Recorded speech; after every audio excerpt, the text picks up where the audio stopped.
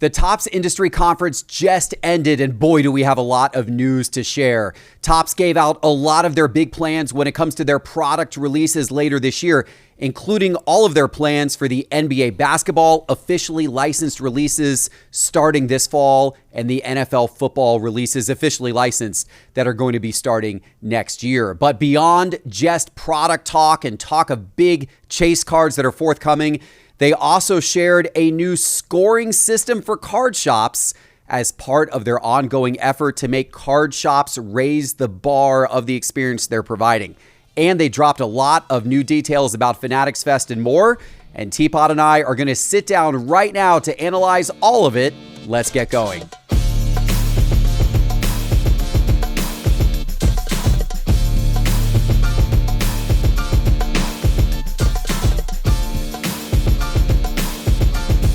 The Geoff Wilson Show is brought to you by Arena Club, the official home of slab packs. Now available every day, slab packs offer an exciting way to collect graded cards with confidence.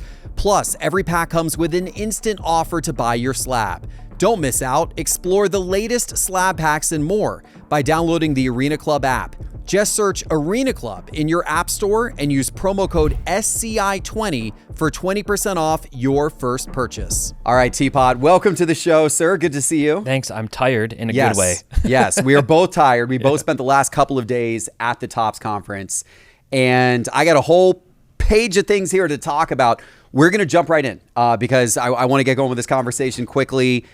Let's talk product at first. Yep. And let's start by talking baseball. And then we're going to get to basketball and football and their plans with that in a few minutes.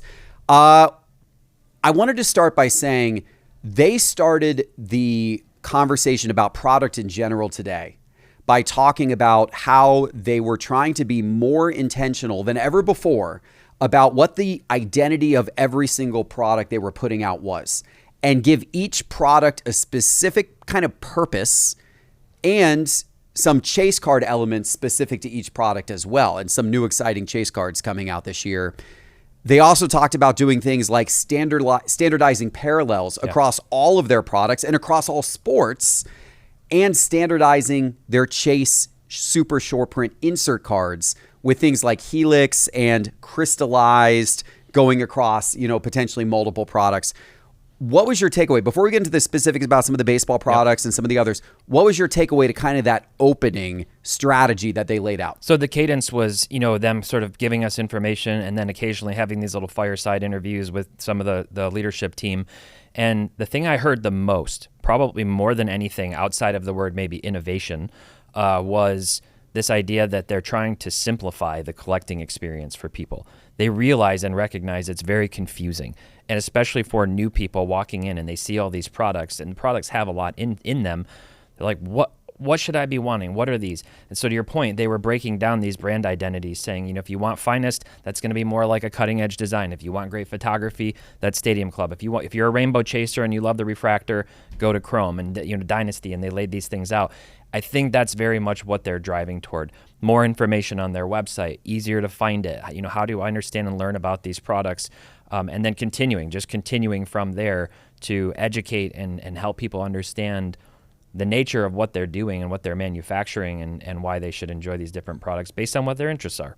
And they gave every single one of these products, they also seem to give kind of a unique chase element to as well. They're leaning into these really crazy, cool hit cards. Specifically today, they announced things such as Tier 1 baseball is going to have the bat knobs that have the rookie cards or the cards from Topps Series 1 or Topps Chrome. Last year's players. We saw that. I forget who it was, like Jackson Holiday had a bat knob where it was his, Topps Chrome rookie card. Stickered on the bottom of the bat knob. Mm-hmm. Yeah. So those bat knobs are now going into Tier 1 as these one-of-one chases, right? So that's like Tier 1's big chase, right?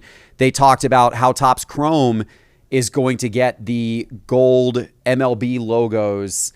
So like the Shohei Ohtani for the MVP winner last year, the gold logo man that I think he's going to have 7 of or something like that. Those are all going to apparently be in Topps Chrome baseball this fall. Yep. Yeah. So that will be a big deal. Tarek Skubal. Yeah, there you go. That's right. And then some of the other award winners are going to go into, I think it was 5-star. So 5-star is going to get some patches from other award winner designations. Maybe a Rookie of the Year patch or something would go into 5-star. Yeah. So that will give 5-star unique chases, right? And it was kind of on down the line. Dynasty is going to get dual logo man cards for the first time. All these kind of interesting pairings of dual logo instead mans. of booklet, they just kind of stacked. They used the real estate on a single card, which I think was a big win. Transcendence getting patches from the All-Star game, as well as cut autos that are related to certain milestones in sports history. Yep. The 70th anniversary of whatever it is happening or something like that. Yep. So I liked it. I liked all of that. I like the specificity of knowing like what a certain product is for, who it's for, what you can expect out of the product, and then what the big chase is for the product. I think it makes when you're in the aisles of a card shop, when you're out here at Cards HQ going through and you're looking at all of these different boxes in the showcase and what's the difference and what's what, I think it kind of gives more of a purpose, and it allows the retail associate helping you to say, oh, well, this box, you can find those cards and it's kind of for this type of collector. In this box, you can find these cards and it's for that type of collector. I think it gives the whole thing a little more purpose, I would say. Yeah, I agree. I agree with all that. It's exciting stuff. So I know you also had to be smiling, I would imagine, at the standardized parallels. Yes. That's something you've been crying for, right? I largely think it's a good thing. Yeah. It's a fine line between something losing its identity. Historically, we just saw a big change to 2025 Heritage, Topps Heritage, in that they shifted the numbering. The gold chrome refractors, for example, used to always be to 5. Now they're 50. Right, so because they're trying to match the other sets. So some people are going, well, but I liked it when they were 5 because they were ultra rare. And, and then they moved it down and you have the reds to 5. But they're standardizing across the board. I believe pretty strongly that's something where a year from now, 2 years from now at the most, even those of us who've been collecting for a long time will just sort of have moved on. It'll just be like, this is the way that it is now. Why? Because other manufacturers have done this in the past. And frankly, across the board, we've historically been sort of jerked around with the serial numbering changing every year on different products anyway, regardless of the manufacturer. So having that standardization, I think, is definitely a step in the right direction. They wanted a consistent experience, they said. So if you're opening, one product and then another product, you're going to get a consistent experience, including across sports. Yeah. So if you open up a lot of Topps Chrome soccer, and then you decide to open up a box of Bowman baseball, they want you to know that if you hit a red, it's going to be out of 5 in both products. Yeah. If you hit a gold, it's going to be out of 50 in both products, right? So that I think I'm glad they're doing it. I think over time that will make a lot of sense. Yep. I like the commitment they're putting into the big chase cards. I mentioned Helix, crystallized. Yep. Radiating rookies, you're going to start seeing that across all the different sports. That you'll have radiating rookies for basketball when they get the official license this fall, for football next year.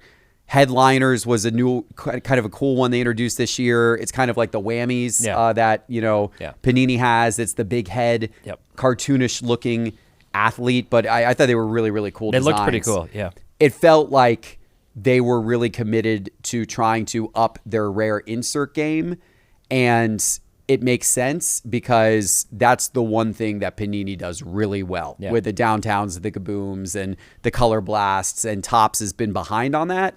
Feels like they're really committed to trying to create their own, buzz around their own short print inserts. Yep. Yeah, and I think they need that. They do.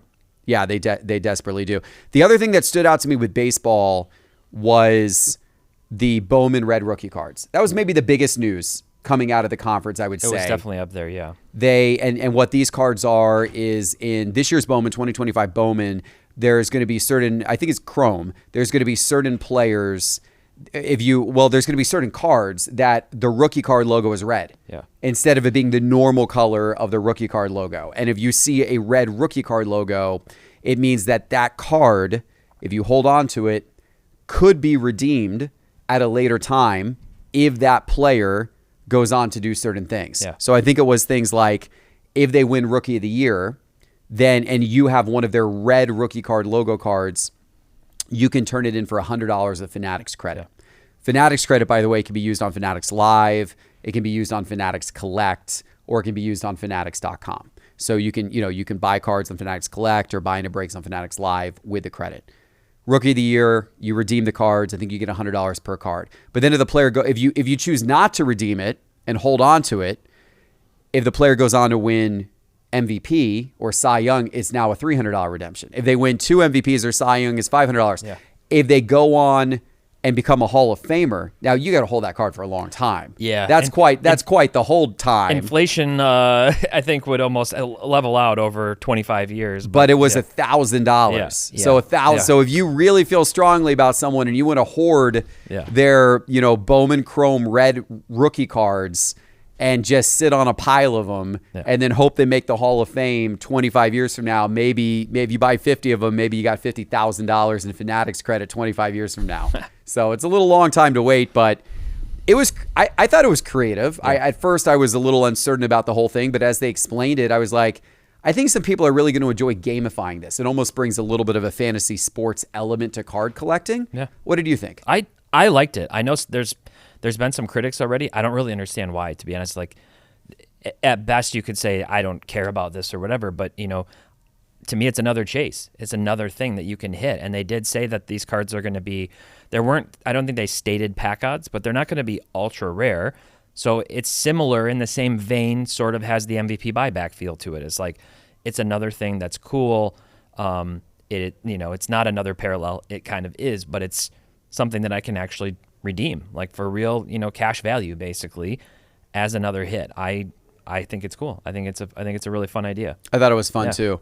Before we talk about the other sports, anything else from baseball that kind of stood out to you? One thing that was brought up in some of the breakouts that I was in was that they're going to start doing some products alternating like every other year to help preserve more of the mystique of them and to just increase their overall product rotation. So the one that came up was Topps Chrome Platinum Anniversary, which they said is going to be an odd year product. So there was 23.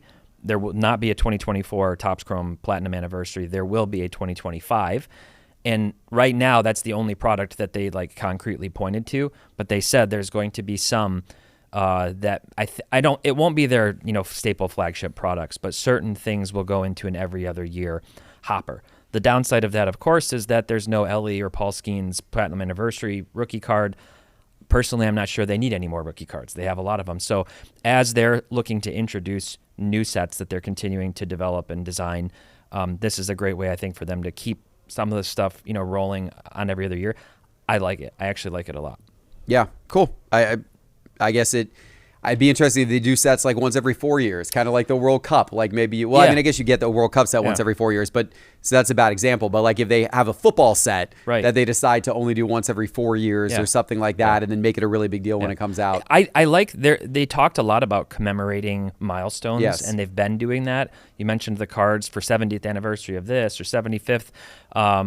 So next year will be the 75th anniversary of Topps, of Bowman, really. So I think that's it's really interesting that they lean into that more with certain products. It would be nice even to see them do that with like specific parallels, other things that just come every 5 years, every 10 years. It helps make sure they're not watering certain things down, and I think that over time that's a nice effect. Yeah, absolutely. Very interesting. Okay, basketball. We got our first look at what officially licensed Topps basketball cards are going to look like. They put them up on the screen. We all knew that the NBA license is going to transfer over to Topps effective October 1st, and they confirmed at the conference that we will have Topps flagship basketball this October. So it will release soon after the license transfers over on October 1st. It looks exactly like Series 1 baseball. It's the same design. It's the same type of paper card. It's going to probably be heavily printed just like Series 1 baseball is. But it is the first time that Topps has had flagship paper basketball in a very long time. And they did show an image of a LeBron James on-card auto. They're going to have LeBron signing in there. They said they have a deep checklist of signers: Steph Curry, Kevin Durant. I suspect a lot of the big, the big names. Shaq was in there too. Shaq is in there as well. And then Topps Chrome basketball will be a few months behind. They said that will be out probably towards the end of 2025. Yes. So we're not that far away now. This fall is going to be exciting. Obviously, Cooper Flag coming into the fold. We're going to get the Cooper Flag rookie year, and we'll all be officially licensed top product. Any takeaways from the basketball announcements? No, I'm just I'm excited that it's finally here, and it is a good timing with that draft class. There are other good names too, but Flag's obviously the headliner in a big way, and they're going to have, a lot of it. I want to see what kind of momentum and how much, excitement there is about Topps basketball coming back fully. We've seen the last few years product come out, but unlicensed, it's finally here. We've just have the transition. We've been waiting for this. We've been sort of living in limbo for the last few years while we, anticipate this transition, and I'm really pumped up about it. And they showed one card that I thought was super cool today. I love in baseball how you have the all aces cards. Yeah. And so in basketball, you're going to get the all kings. Yes. And a really cool card design, it's playing off that same, look as the all aces, but, really, really nice looking one. They showed a Anthony Edwards one mocked up on the screen. Yeah. Black playing card look to the whole thing. The whole thing looks super cool. Those cards look amazing. Yeah, they're really nice. That would be a neat set to build out. Yep. Short print inserts, so that's super cool. They also said that they will be doing a basketball buyback program similar to the MVP buyback that they do for baseball, where the MVP winners, you can trade in their cards to local card shops. They're going to do something similar for basketball. They didn't announce what any of the details were. Yeah. They just said that they will be doing something similar for basketball. So that's cool. It seems like they really want to make a big deal out of basketball. They talked a little bit about some events they're going to do in the fall. Local card shops will get a kind of a version of Rip Night, but it's going to be basketball specific. I know they're going to do a big national kickoff for it as well. So I think you're going to be hearing a lot about Topps basketball this fall. I think there will be a big blitz of events and media behind it. I really hope it reinvigorates the basketball card market, because I will say, I feel like the basketball card market, especially with Wemby's injury and a softer rookie class in 2024, I feel like it has become a distant third behind baseball and football right now. That's what it feels like to me. It does, yeah. Yeah. So hopefully we get some reinvigoration. Yep. I'm excited about Topps basketball. Football. So Topps is a little further away from officially licensed football. April 1st, 2026 is the date for officially licensed football. They did say, which I thought was interesting, it sounds like they're holding back all their 2025 releases. They are. Until April of 2026. Yep. So we're actually probably not, we're not going to see a Topps Chrome or Topps Flagship or anything 2025 during the 2025 season, even an unlicensed. You're not going to get any unlicensed 2025. Nope. They're just going to wait. And then in April of 2026, you're going to start getting a flood of Topps football licensed product for all the 2025 rookies. So I guess you're going to get a Shedeur Sanders. Not that anyone cares as much about Shedeur Sanders. You're going to get a Cam Ward officially licensed Top Chrome's rookie card and all the other products, but you're going to have to wait until April 1st to get it. Yeah. So kind of a long wait. Yeah. But then again, in recent years, Prism, and some of the Panini products have been coming out so late anyway, it hardly feels any different than almost how it has been. It's going to be really interesting because that's like the slow time for football. Like, I mean, we just, we had the draft, so I guess things start to like pick back up then. But it'll be really interesting. We had, during COVID, we had huge delays on when products came out. We still have 23 basketball product, coming out with Wemby rookies right now. So maybe we're kind of used to it, but that will be really interesting to see during a time that's normally about baseball, hockey, basketball, April. Oh, we're going to be talking about football and trying to build some buzz and momentum around this. They have a pretty big product lineup. I don't remember exactly how many products it was, but it was like 10, 12 football products that they're going to plan to release. The timing of that, too, I'm just wondering, like, when they didn't have any information on this, when the actual 26 product will start coming out. Like, will we see that in the fall, like with, same as Topps basketball, Topps basketball and Topps football both coming out in the fall. I don't know how those things will start to like tighten up as we head through 2026, but I think it makes a lot of sense to hold it. I mean, people want as opposed to putting more unlicensed stuff out. People just want the licensed product. So wait a few more months, 2, 3, 4 extra months, and get the fully licensed stuff. And I think it's going to be awesome. I agree. Yeah. So everybody out there, save your money. If you're a football collector, save your money, because I think you're going to get a lot of products hitting starting April of next year, because you'll get all those many 2025 releases, as Teapot said, and then you're going to probably roll right into 2026 releases without much of a break at all. So it's going to be a definitely a good time. I want to mention one other thing when it comes to cards, and then I want to talk about a couple of the other things that came up at the conference. Non-sports. So there were actually 3 things that stood out to me about non-sports. One was they made a big deal about the fact they're bringing in a ton of new autograph signers for non-sports cards. Yeah. Tom Hanks, Will Smith, Ryan Reynolds, Hugh Jackman, Billy Crystal, John Goodman, Halle Berry, amongst many names, many names. They flashed up on the screen of people who were going to be autographing in various non-sports products. I'm not a huge non-sports collector. I imagine for some people it's very exciting, and some of the names of people they're getting from autographs from have never been on trading cards before. They're doing a lot of different things with non-sports, and I think it's really smart because you've got sort of like the cards with the actual actors and actresses on them. Those products, you talk about brand identity, are all about the autos. They're all about chasing them. I'm not as much like a celebrity auto chaser. I gear toward the artistic stuff, the stuff where they have all kinds of really cool artistic renderings of Marvel superheroes and Star Wars and things along those lines. The other thing that they talked about was this year, the amount of relics, like real used, like on set things. They have this like Hellcat car from Wakanda Forever that's beat up. They're cutting pieces of that up and putting them into cards. They're doing all kinds of things like that.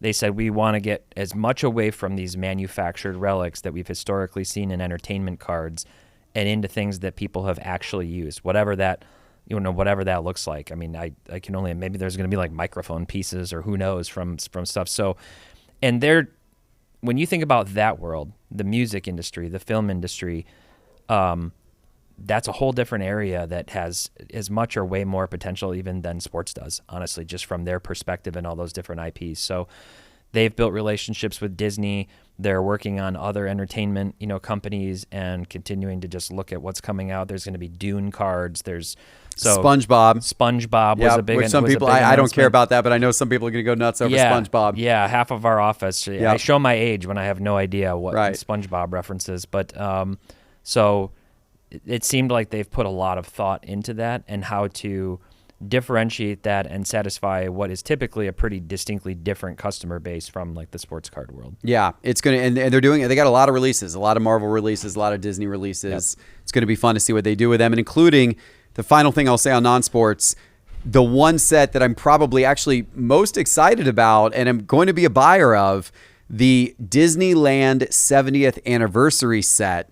It's going to be the first trading card product ever that is specifically celebrating Disneyland as a park. It's going to have historical photos of Walt Disney. They're going to have relics from the park. So that's kind of interesting to see what they end up doing with that. Yeah. And they're going to have a lot of other fun cards in there. So I'm kind of, as a fan of the Disney parks, I'm actually kind of excited about seeing a set that's oriented around one of the Disney parks. Yeah. So I'm hopefully they do a Disney World one. I actually like that one more, being a Florida guy, been at Disney World a zillion times, but I've been at Disneyland 5 or 6 times. So it will still be pretty fun to check out. One other thing they brought up was that they're putting, I forget what they called it, like a debut logo or something, basically for Star Wars when an actor or a character rather makes their introduction into the Star Wars universe. It's the equivalent of a rookie card badge, on a card. I think the way they said they're teeing it up for characters who like make their way into comics with some of the Marvel stuff and things is like once they're in the comic, even though they may be an obscure character, they'll get one of those like designations within the set. So for people who have those more like niche preferences, that's interesting. Like who knows what kind of speculation could happen over time of what looks like an obscure character in a show or a movie that ends up building up their own following over time. So I think that was just another thing, like kind of duh thing. You know what I mean? Like why hasn't anybody done this up until now? Sure, they're not a rookie, but they've come up with a meaningful designation for that. Absolutely. All right, I want to switch gears a little bit. I want to talk about what maybe some will take away as the most controversial announcement, and that was the scorecarding of shops. I don't think it's very controversial. It's been building towards this. I mean, last year at the Topps Conference, There was a lot of conversation about how they really wanted stores to level up their game, and they did this whole thing they called Hobby Shop 2.0, which was what their expectations of shops were going to be going forward. Yeah. And they said they were going to do secret shopping of shops. They kicked all of that off last year. Well, now this year, we're a year later, and they said, look, we've secret shopped over half of the hobby shops in our network. We've given feedback. They said point blank, they removed, I think the number was 55 hobby shops from their dealer network. They took them out because they weren't living up to the standards that Topps felt the standard should be in terms of customer experience or, whatever it may be. And this year, they introduced a scorecarding system that is going to be directly tied to the amount of product allocation that shops get. Mm-hmm. And so, here at Cards HQ, obviously, we buy a lot of Topps product. We always want more Topps product. We always want to get bigger allocations of Topps product. Topps is now saying the decision on whether we will get more or less Topps product in the future will come down to how we score on this scorecard. Yep. And they laid out the criteria for the scorecard. The criteria included things like how much we buy. That's a big part of it, right? Because obviously if the more you buy, the more they want to give you. So buying power is part of it, but how well your shop scores on things like customer experience. And if your shop has been, updated from a design aesthetic, are you doing events at your shop? Is that, are you building community with trade nights? All that's going to play into part of the scoring system. Are you supporting other Fanatics properties within their ecosystem? That might be a little bit controversial amongst, certain people, but are you on Fanatics Live breaking? Are you using Fanatics Collect to consign your customers' cards to Fanatics Collect? Those types of things playing. Are you buying product from Fanatics Authentic, memorabilia and that type of thing for your shop, right? Are you paying on time? There are various factors like that, which totaled in, and it will all come together in different percentages and then end up giving you a shop score. Mm-hmm. And then your shop score will directly tie to your allocation. Now, obviously, I'm in a situation here at Cards HQ where we have a brand new shop. I think we're going to score really well on the shop score. I'm not perfect. I'm sure there's things we need to do, and they'll tell us that we need to do from a customer service perspective, or they're going to want us more involved with Fanatics Collect or whatever it is. But I think overall, we check a lot of the boxes. Big events, modern aesthetic, collector friendly, wide selection. We buy a lot, all those types of things. As a card shop owner who maybe opened 10 years ago, 20 years ago, 40 years ago, now the pressure is being put on a little bit more to maybe renovate, maybe expand, maybe get into breaking if you haven't done that traditionally. It's an increasing, I would say it's a raising the bar of what Topps expects. Yep. Some of this stuff might be the first time you heard it because you weren't at the Topps conference last year, even though some of the same theme persisted there. What was your thoughts and takeaways on all of that? My thought is that while some people might see it as controversial, I don't see how it really is. You can't really open a Ford dealership without adhering to standards of what a Ford dealership looks like. There's a reason they all look and feel the same when you go to them, or any car dealership. It's a partnership. Fanatics understands, Topps understands that their success is directly hinged to what you're doing here and every other local card shop owner is doing. They also made a commitment from day one to try to help mitigate and quell any fear from shop owners that, no, we are not coming to take away your card shop and to do everything direct to consumer. No, we are not planning to set up Fanatics or Topps stores all over the place to replace you. Yes, they just set up the one in London. They were very specific about saying, we didn't do it in the United States. This Ruben, I think, was the one who said this, because we're not trying to compete with all of you. You're our partners. So we expect you to act like you're our partners. This is how we want you to look and feel. And it's not as prescriptive as what it might sound like. You still get to have your own shop identity. In fact, they want you differentiated. They don't want every single card shop around the U.S. to look like Cards HQ. You want some smaller, but they've got to be classy. They've got to be well taken care of. They put a lot of emphasis into customer service and creating really strong experiences. on the product side, that was so much of what they talked about. How do we create something really memorable and capture moments and create an experience for people from the time they rip the product to the time they collect it? And they want the same experience to be true when they come here and when you go to a big Fanatics event and when you do all these things. It's all very experiential and trying to get people to be having a good time in what we call the hobby. So I think all of it just like makes a lot of sense. Sure, there's going to be specific little things that somebody might go, well, I don't want to get into breaking at all. Okay. Then maybe that impacts your product, or maybe it just means you don't get product because you're not for breaking because you're not doing it. But they're having to balance all of that out. They have a finite amount, and they're trying not to overdo it. So every single shop owner is going to always be saying, I want more, unless, as long as they can sell it. And I do respect the fact that they're not just printing to demand. They're not. They absolutely are not. And they were very clear on stage today. Look, we are constantly evaluating what our accounts are because we have limited supply. We only make so much of this stuff, and we're only going to make so much of this stuff. And so we have to be really picky and choosy with who gets it.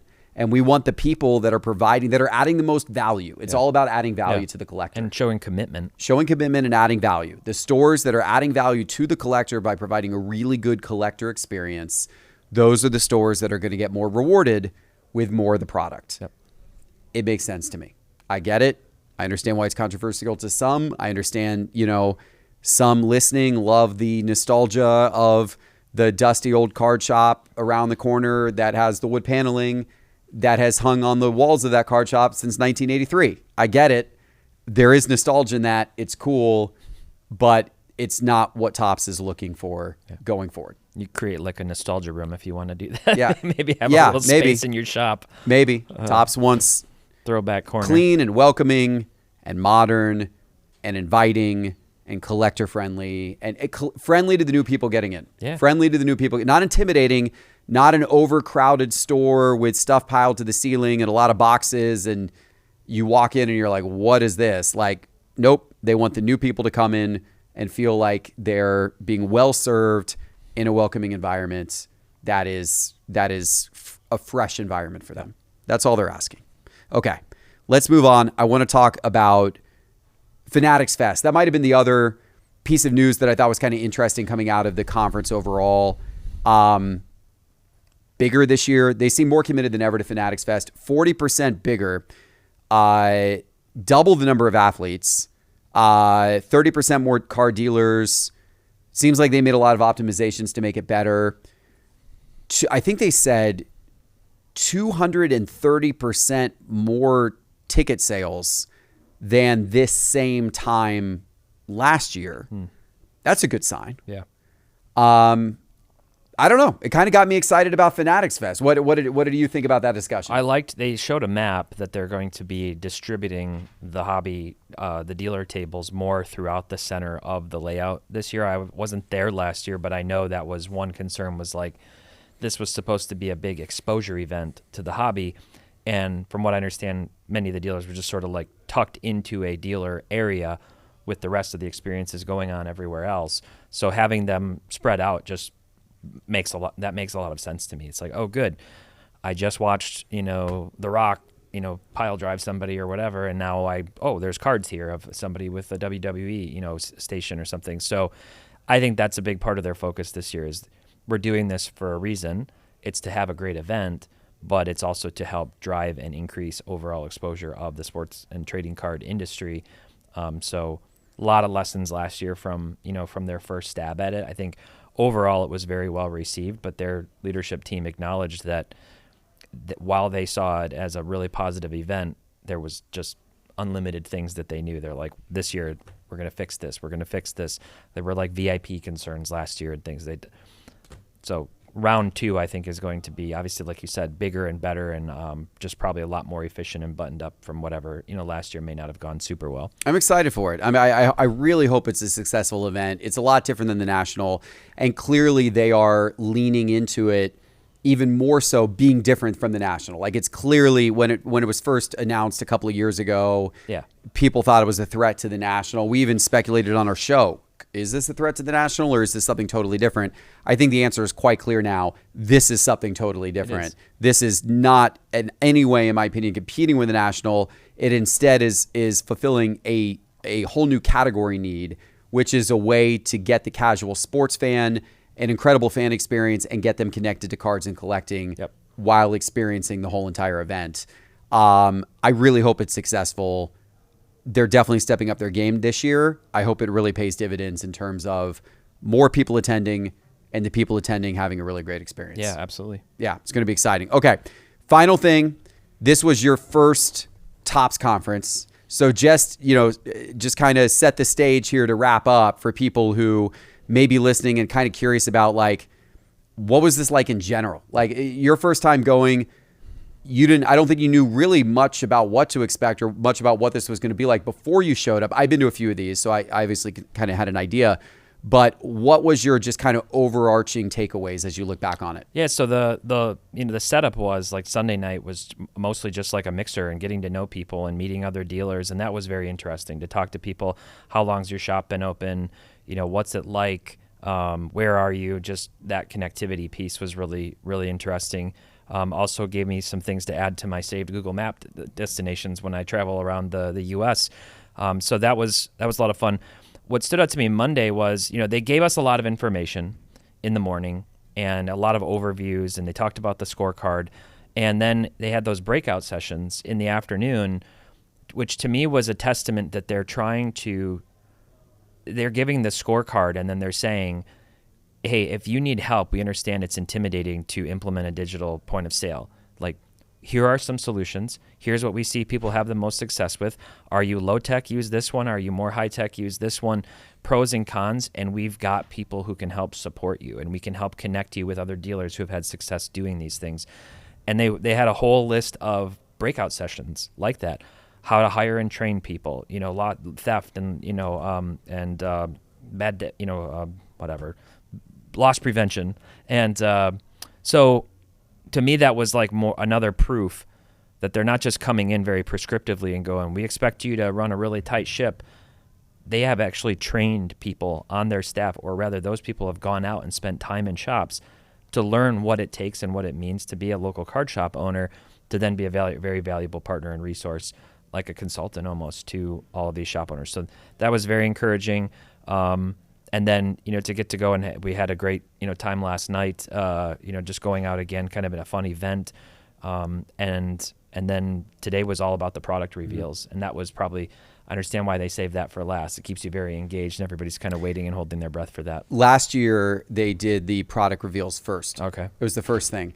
And actually my feedback to them, and I think a lot of people's feedback, was you got to hold back on that. Because then honestly, it was like they hit you with exciting stuff. Yeah. Day one, first couple hours of the conference, and then honestly the rest of it started to feel like it was dragging and getting a little boring. Yeah. So this year they flipped the order. It was better. It was like, because people want to hear all the details about the new product stuff that's coming, and so they flipped that, and it was a good thing for sure. I was very impressed at how well they kept everything on schedule. Mm-hmm. They did. It was very well organized and well laid out, and so kudos to them for that. Very professional event. The event planning team was very professionally done. There you go. Awesome. Thank you, Teapot, for joining me for the recap here.